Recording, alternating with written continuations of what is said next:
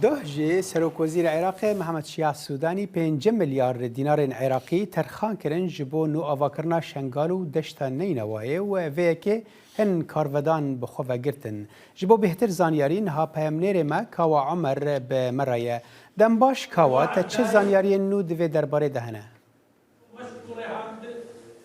دنباش صالح دنباش بینر و بیسرین دنگ امریکا نها از لکومالگه ها شاریا مل باکور دشتان اینوال ایک جنویسینگه هن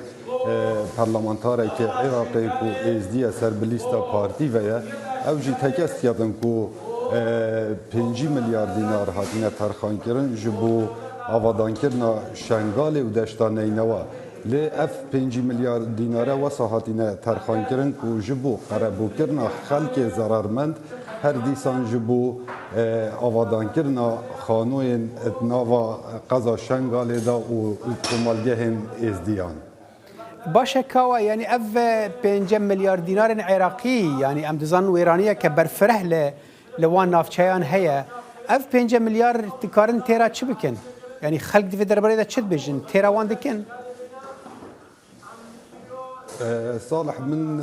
پیوندی بیالک شارازاین وی بیا وی کریه وصدنا خویا کرن کو اف 5 میلیارد دیناره ابتن بهرا دو کمالگه هن ازدیانا کن اوین هاتی نویران کرن سردم داعش مدویت از آماجب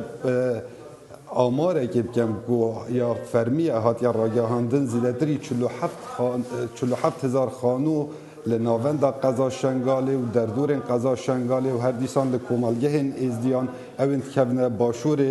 قضا شنگاله هاتینه کاول کرن لو ما ترخان کرنا 5 میلیارد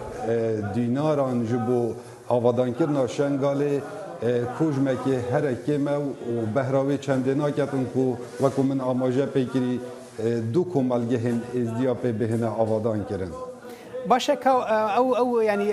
کنفرانس روزنامه‌وانی کتنها لی بهتر بحثا چه دوی درباره داده که بحثا بلاف کردن وان یک وان بیشن پران که یعنی جبو چه او پروس کنفرانس هاتی داشتن صالح اف پریس کنفرانس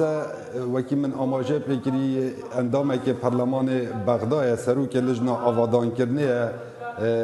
ناوی محمد خلیل قاسو یکو او خوجی ازدی شنگالیه او خوجی بحثاوی چندت کرد کو اف 5 میلیارد دیناره کوجمکی گلکی کم او ده هولدن دشتانه نواجبه چنده به بهرکن جوی پاره به بهرکن جبر کو شنگال گلک پیدوی آوادان کرنه او پیدوی قربو کرنه او هر دیسان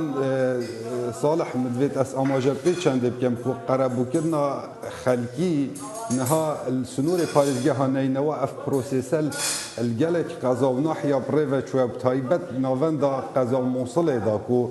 خلق زیدتری هفته ساده هاتینه قربو کرن لی حتی نهو لشنگاله یک کس نهات یا قربو کرن یعنی اف 5 میلیارد دیناره وکو من آماجه پیکری هر دیسان بو آوادان کرنا خانویانه و دیسان بو قربو کرنا خلک ضررمنده بله کاوا عمر سپاس بو وان آگاهیان